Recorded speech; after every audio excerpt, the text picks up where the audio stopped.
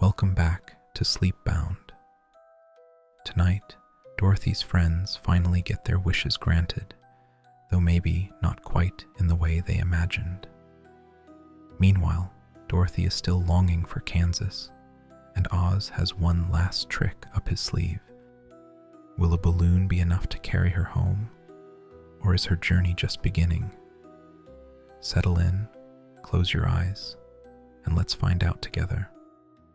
Chapter 16. Next morning, the Scarecrow said to his friends, "Congratulate me. I am going to Oz to get my brains at last. When I return, I shall be as other men are." "I have always liked you as you were," said Dorothy simply.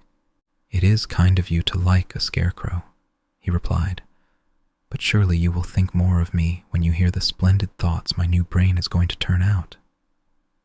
Then he said goodbye to them all in a cheerful voice and went to the throne room, where he rapped upon the door. "Come in," said Oz. The Scarecrow went in and found the little man sitting down by the window, engaged in deep thought. "I have come for my brains," remarked the Scarecrow, a little uneasily. "Oh, yes. Sit down in that chair, please," replied Oz. "You must excuse me for taking your head off, but I shall have to do it in order to put your brains in their proper place." "That's all right," said the Scarecrow. "You are quite welcome to take my head off, as long as it will be a better one when you put it on again." So the wizard unfastened his head and emptied out the straw. Then he entered the back room and took up a measure of bran, which he mixed with a great many pins and needles. Having shaken them together thoroughly, he filled the top of the Scarecrow's head with the mixture and stuffed the rest of the space with straw to hold it in place. When he had fastened the Scarecrow's head on his body again, he said to him, "Hereafter, you will be a great man, for I have given you a lot of brand new brains." The Scarecrow was both pleased and proud at the fulfillment of his greatest wish, and having thanked Oz warmly, he went back to his friends. Dorothy looked at him curiously. His head was quite bulged out at the top with brains. "How do you feel?" she asked. "I feel wise indeed," he answered earnestly. "When I get used to my brains, I shall know everything." "Why are those needles and pins sticking out of your head?" asked the Tin Woodman. "That is proof that he is sharp," remarked the Lion. "Well, I must go to Oz and get my heart," said the Woodman. So he walked to the throne room and knocked at the door. "Come in," called Oz, and the Woodman entered and said, "I have come for my heart." "Very well," answered the little man, "but I shall have to cut a hole in your breast so I can put your heart in the right place. I hope it won't hurt you." "Oh no," answered the Woodman. "I shall not feel it at all." So Oz brought a pair of tinsmith's shears and cut a small, square hole in the left side of the Tin Woodman's breast. Then, going to a chest of drawers, he took out a pretty heart, made entirely of silk and stuffed with sawdust. "Isn't it a beauty?" he asked. "It is indeed," replied the Woodman, who was greatly pleased. "But is it a kind heart?" "Oh, very," answered Oz. He put the heart in the Woodman's breast and then replaced the square of tin, soldering it neatly together where it had been cut. "There," said he, "now you have a heart that any man might be proud of. I'm sorry I had to put a patch on your breast, but it really couldn't be helped." "Never mind the patch," exclaimed the happy Woodman. "I am very grateful to you and shall never forget your kindness." "Don't speak of it," replied Oz. Then the Tin Woodman went back to his friends, who wished him every joy on account of his good fortune. The lion now walked to the throne room and knocked at the door. "Come in," said Oz. "I have come for my courage," announced the lion, entering the room. "Very well," answered the little man. "I will get it for you." He went to a cupboard and, reaching up to a high shelf, took down a square green bottle, the contents of which he poured into a green gold dish, beautifully carved.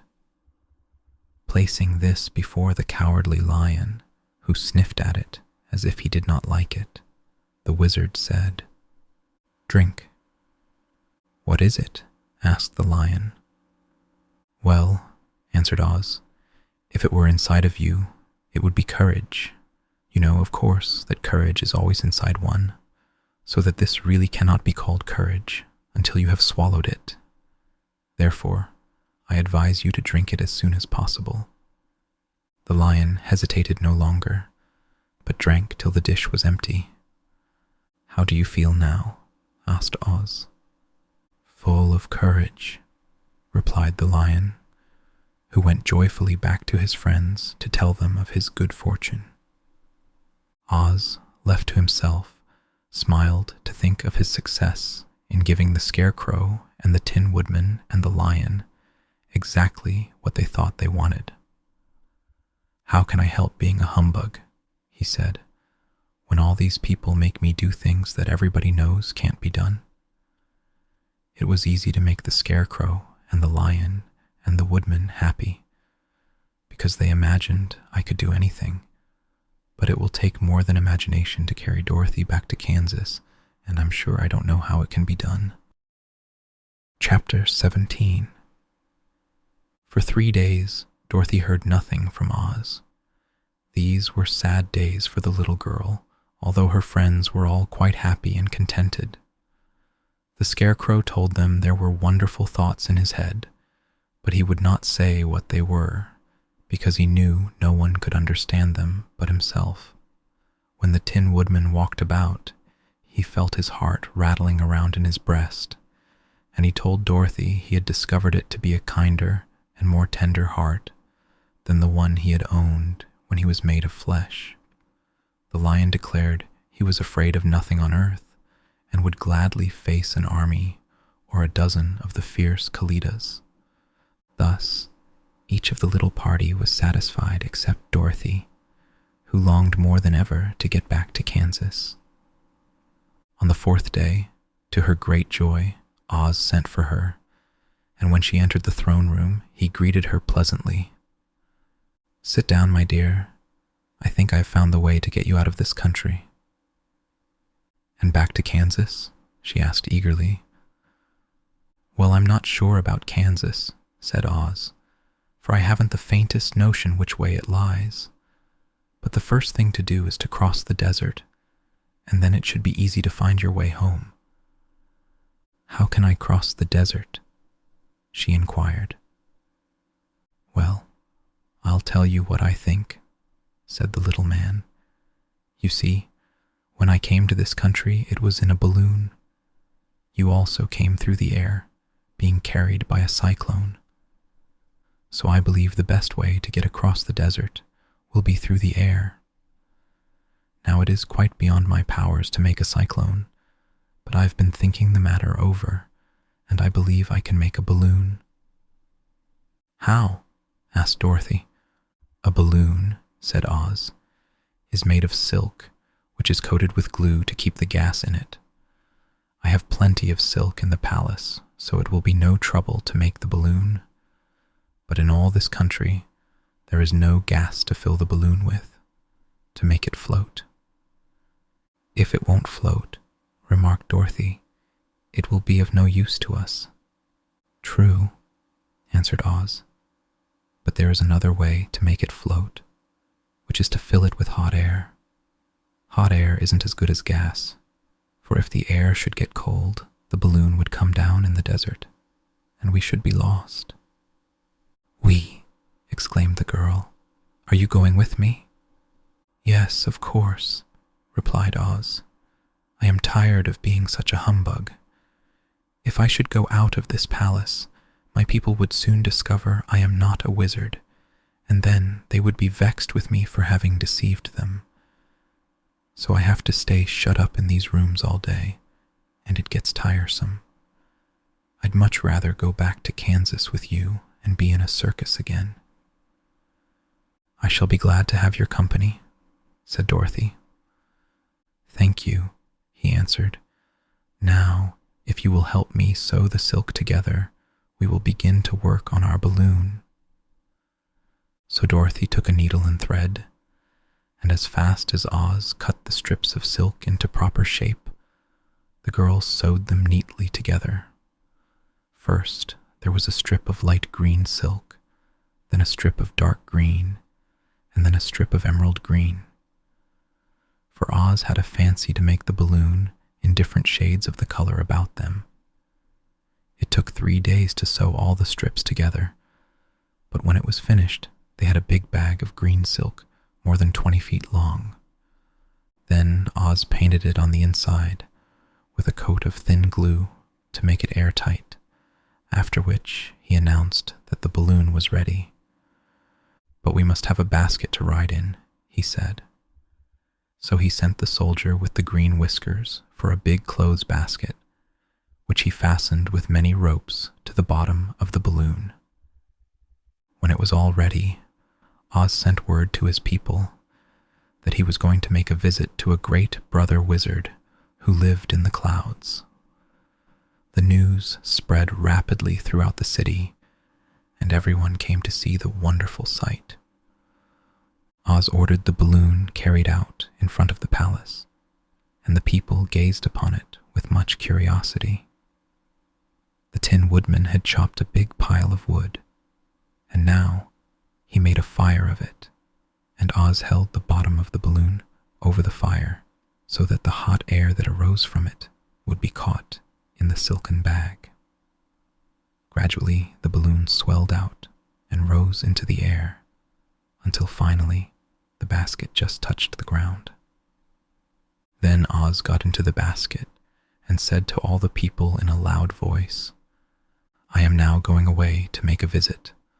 While I am gone, the Scarecrow will rule over you. I command you to obey him as you would me." The balloon was by this time tugging hard at the rope that held it to the ground, for the air within it was hot, and this made it so much lighter in weight than the air without that it pulled hard to rise into the sky. "Come, Dorothy," cried the wizard. "Hurry up, or the balloon will fly away." "I can't find Toto anywhere," replied Dorothy, who did not wish to leave her little dog behind. Toto had run into the crowd to bark at a kitten, and Dorothy at last found him. She picked him up and ran towards the balloon. She was within a few steps of it, and Oz was holding out his hands to help her into the basket when, crack, went the ropes, and the balloon rose into the air without her. "Come back," she screamed. "I want to go too." "I can't come back, my dear," called Oz from the basket. "Goodbye." "Goodbye," shouted everyone, and all eyes were turned upward to where the wizard was riding in the basket, rising every moment farther and farther into the sky. And that was the last any of them ever saw of Oz, the wonderful wizard, though he may have reached Omaha safely and be there now, for all we know. But the people remembered him lovingly and said to one another, "Oz was always our friend. When he was here, he built for us this beautiful Emerald City, and now he is gone, he has left the wise Scarecrow to rule over us."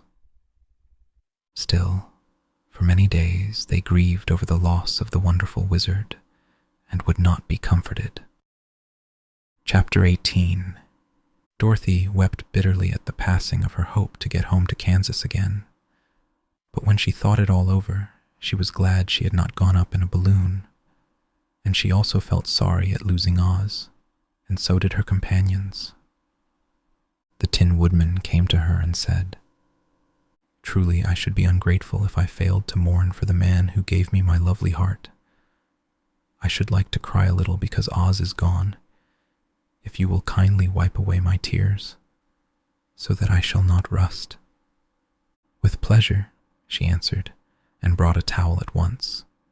Then the Tin Woodman wept for several minutes, and she watched the tears carefully and wiped them away with the towel.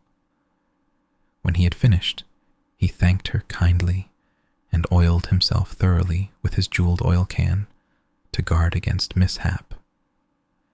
The Scarecrow was now the ruler of the Emerald City, and although he was not a wizard, the people were proud of him. "For," they said, "there is not another city in all the world that is ruled by a stuffed man." And so far as they knew, they were quite right. The morning after the balloon had gone up with Oz, the four travelers met in the throne room and talked matters over. The Scarecrow sat in the big throne, and the others stood respectfully before him. "We are not so unlucky," said the new ruler, "for this palace and the Emerald City belong to us, and we can do just as we please. When I remember that a short time ago I was up on a pole in a farmer's cornfield, and that now I am the ruler of this beautiful city, I am quite satisfied with my lot. I also," said the Tin Woodman, "am well pleased with my new heart, and really that was the only thing I wished in all the world. For my part, I am content in knowing I am as brave as any beast that ever lived, if not braver," said the Lion modestly. "If Dorothy would only be contented to live in the Emerald City," continued the Scarecrow, "we might all be happy together." "But I don't want to live here," cried Dorothy. "I want to go to Kansas and live with Aunt Em and Uncle Henry." "Well then, what can be done?" inquired the Woodman. The Scarecrow decided to think, and he thought so hard that the pins and needles began to stick out of his brains. Finally he said, "Why not call the winged monkeys and ask them to carry you over the desert?" "I never thought of that," said Dorothy joyfully. "It's just the thing. I'll go at once for the golden cap." When she brought it into the throne room, she spoke the magic words, and soon the band of winged monkeys flew in through the open window and stood beside her.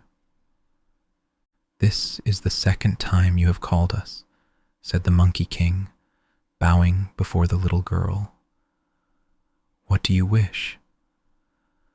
"I want you to fly with me to Kansas," said Dorothy. But the Monkey King shook his head. "That cannot be done," he said. "We belong to this country alone and cannot leave it. There has never been a winged monkey in Kansas yet, and I suppose there never will be, for they don't belong there. We shall be glad to serve you in any way in our power, but we cannot cross the desert. Goodbye." And with another bow, the Monkey King spread his wings and flew away through the window, followed by all his band.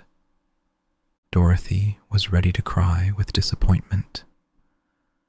"I have wasted the charm of the golden cap to no purpose," she said, "for the winged monkeys cannot help me."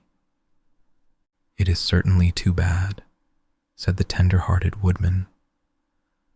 The Scarecrow was thinking again, and his head bulged out so horribly that Dorothy feared it would burst.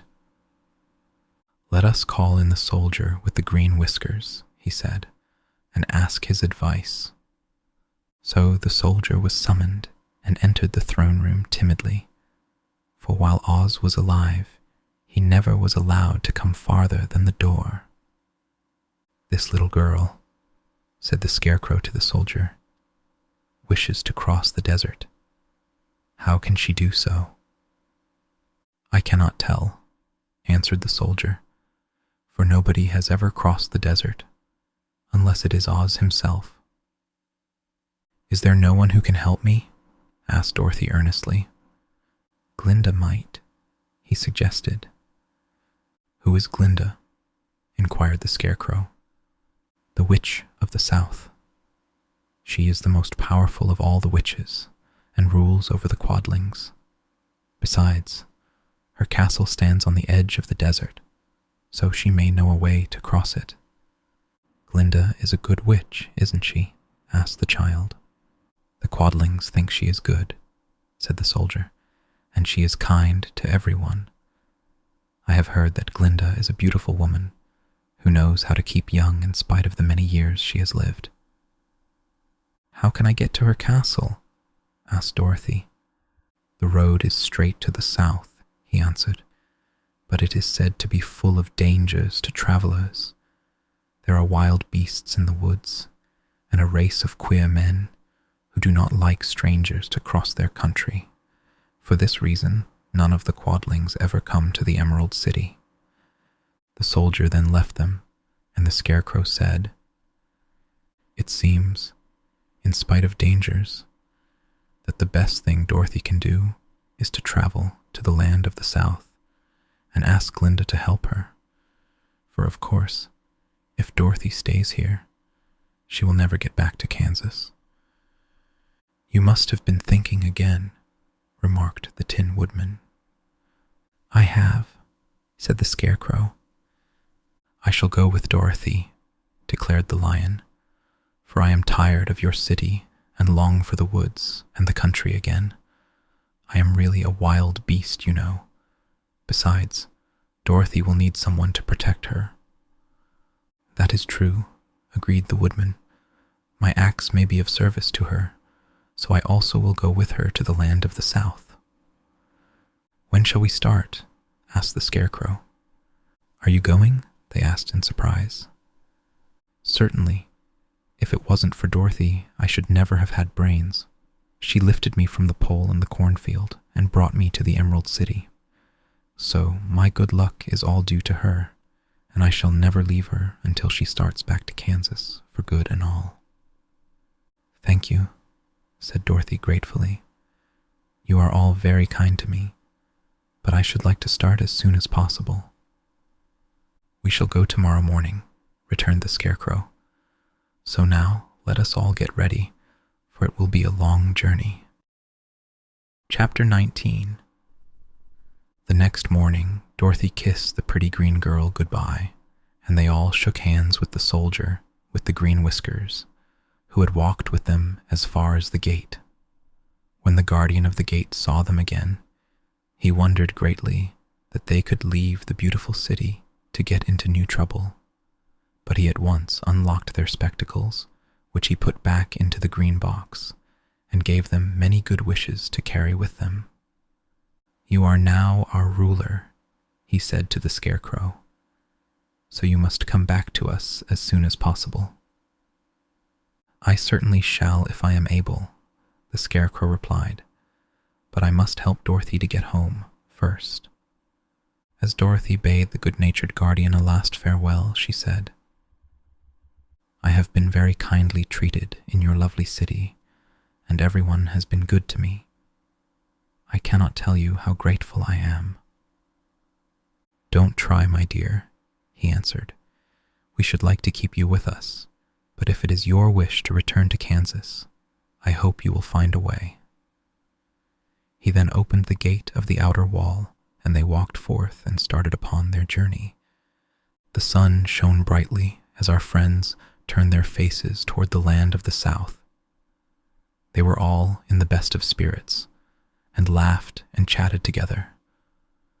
Dorothy was once more filled with the hope of getting home, and the Scarecrow and the Tin Woodman were glad to be of use to her. As for the Lion, he sniffed the fresh air with delight and whisked his tail from side to side in pure joy at being in the country again, while Toto ran around them and chased the moths and butterflies, barking merrily all the time. City life does not agree with me at all, remarked the Lion as they walked along at a brisk pace. I have lost much flesh since I lived there, and now I'm anxious for a chance to show the other beasts how courageous I have grown." They now turned and took a last look at the Emerald City. All they could see was a mass of towers and steeples behind the green walls, and high up above everything the spires and dome of the Palace of Oz. "Oz was not such a bad wizard after all," said the Tin Woodman as he felt his heart rattling around in his breast. "He knew how to give me brains, and very good brains too," said the Scarecrow. "If Oz had taken a dose of the same courage he gave me," added the Lion, "he would have been a brave man." Dorothy said nothing. Oz had not kept the promise he made her, but he had done his best, so she forgave him. As he said, he was a good man, even if he was a bad wizard. The first day's journey was through the green fields and bright flowers that stretched about the Emerald City on every side. They slept that night on the grass, with nothing but the stars over them, and they rested very well indeed. In the morning, they traveled on until they came to a thick wood. There was no way of going around it, for it seemed to extend to the right and left as far as they could see. And besides, they did not dare change the direction of their journey for fear of getting lost. So they looked for the place where it would be easiest to get into the forest. The Scarecrow, who was in the lead, finally discovered a big tree with such wide-spreading branches that there was room for the party to pass underneath.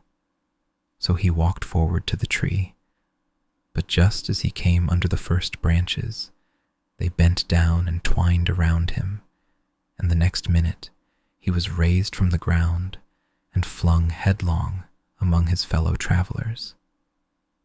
This did not hurt the Scarecrow, but it surprised him, and he looked rather dizzy when Dorothy picked him up. "Here is another space between the trees," called the Lion. "Let me try it first," said the Scarecrow, "for it doesn't hurt me to get thrown about." He walked up to another tree as he spoke, but its branches immediately seized him and tossed him back again. "This is strange," exclaimed Dorothy. "What shall we do?" "The trees seem to have made up their minds to fight us and stop our journey," remarked the Lion. "I believe I will try it myself," said the Woodman, and shouldering his axe, he marched up to the first tree that had handled the Scarecrow so roughly. When a big branch bent down to seize him, the Woodman chopped at it so fiercely that he cut it in two. At once, the tree began shaking all its branches as if in pain, and the Tin Woodman passed safely under it. "Come on," he shouted to the others. "Be quick." They all ran forward and passed under the tree without injury, except Toto, who was caught by a small branch and shaken until he howled. But the Woodman promptly chopped off the branch and set the little dog free. The other trees of the forest did nothing to keep them back, so they made up their minds that only the first row of trees could bend down their branches, and that probably these were the policemen of the forest, and given this wonderful power in order to keep strangers out of it. The four travelers walked with ease through the trees until they came to the farther edge of the wood. Then, to their surprise, they found before them a high wall which seemed to be made of white china. It was smooth like the surface of a dish and higher than their heads. "What shall we do now?" asked Dorothy. "I will make a ladder," said the Tin Woodman, "for we certainly must climb over the wall." Chapter 20. While the Woodman was making a ladder from wood which he found in the forest, Dorothy lay down and slept, for she was tired by the long walk. The Lion also curled himself up to sleep, and Toto lay beside him. The Scarecrow watched the Woodman while he worked, and said to him, "I cannot think why this wall is here, nor what it is made of, "Rest your brains and do not worry about the wall," replied the woodman. "When we have climbed over it, we shall know what is on the other side." After a time, the ladder was finished. It looked clumsy, but the Tin Woodman was sure it was strong and would answer their purpose.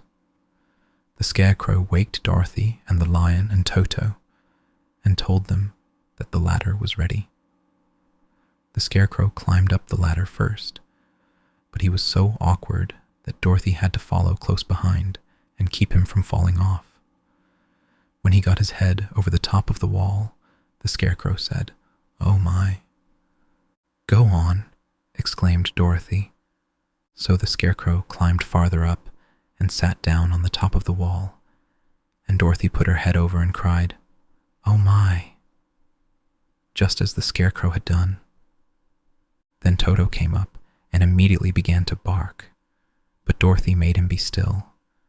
The Lion climbed the ladder next, and the Tin Woodman came last, but both of them cried, "Oh my," as soon as they looked over the wall. When they were all sitting in a row on the top of the wall, they looked down and saw a strange sight.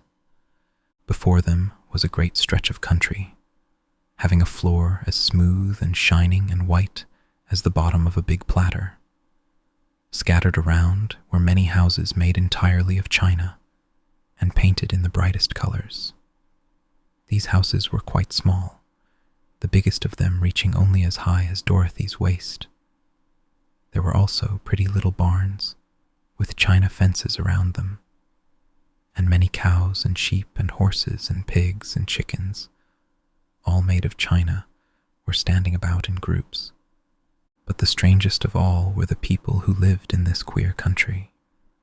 There were milkmaids and shepherdesses, with brightly colored bodices and golden spots all over their gowns, and princesses with most gorgeous frocks of silver and gold and purple, and shepherds dressed in knee breeches with pink and yellow and blue stripes down them and golden buckles on their shoes, and princes with jeweled crowns upon their heads, wearing ermine robes and satin doublets, and funny clowns in ruffled gowns with round red spots upon their cheeks and tall pointed caps. And strangest of all, these people were all made of china, even to their clothes, and were so small that the tallest of them was no higher than Dorothy's knee. No one did so much as look at the travelers at first, except one little purple china dog with an extra large head, which came to the wall and barked at them in a tiny voice, afterwards running away again. "How shall we get down?" asked Dorothy. They found the ladder so heavy they could not pull it up, so the Scarecrow fell off the wall, and the others jumped down upon him, so that the hard floor would not hurt their feet. Of course, they took pains not to light on his head and get the pins in their feet. When all were safely down, they picked up the Scarecrow, whose body was quite flattened out, and patted his straw into shape again. "We must cross this strange place in order to get to the other side," said Dorothy, "for it would be unwise for us to go any other way except due south." They began walking through the country of the China people, and the first thing they came to was a China milkmaid milking a China cow. As they drew near, the cow suddenly gave a kick and kicked over the stool, the pail, and even the milkmaid herself, and all fell on the china ground with a great clatter. Dorothy was shocked to see that the cow had broken her leg off, and that the pail was lying in several small pieces, while the poor milkmaid had a nick in her left elbow. "There!" cried the milkmaid angrily. "See what you have done. My cow has broken her leg, and I must take her to the mender's shop and have it glued on again. What do you mean by coming here and frightening my cow?" "I'm very sorry," returned Dorothy. "Please forgive us." But the pretty milkmaid was much too vexed to make any answer. She picked up the leg sulkily and led her cow away, the poor animal limping on 3 legs. As she left them, the milkmaid cast many reproachful glances over her shoulder at the clumsy strangers, holding her nicked elbow close to her side. Dorothy was quite grieved at this mishap. "We must be very careful here," said the kind-hearted woodman, "or we may hurt these pretty little people, so they will never get over it." A little farther on, Dorothy met a most beautifully dressed young princess, who stopped short as she saw the strangers and started to run away. Dorothy wanted to see more of the princess, so she ran after her, but the China girl cried out, "Don't chase me! Don't chase me!" She had such a frightened little voice that Dorothy stopped and said, "Why not?" "Because," answered the princess, also stopping a safe distance away, "if I run, I may fall down and break myself." "But could you not be mended?" asked the girl. "Oh yes, but one is never so pretty after being mended, you know," replied the princess. "I suppose not," said Dorothy. "Now there is Joker, one of our clowns," continued the China lady, "who is always trying to stand upon his head. He has broken himself so often that he is mended in 100 places and doesn't look at all pretty. Here he comes now, so you can see for yourself." Indeed, a jolly little clown came walking toward them, and Dorothy could see that in spite of his pretty clothes of red and yellow and green, he was completely covered with cracks, running every which way and showing plainly that he had been mended in many places. The clown put his hands in his pockets, and after puffing out his cheeks and nodding his head at them saucily, he said, "My lady fair, why do you stare at poor old Joker? You're quite as stiff and prim as if you'd eaten up a poker."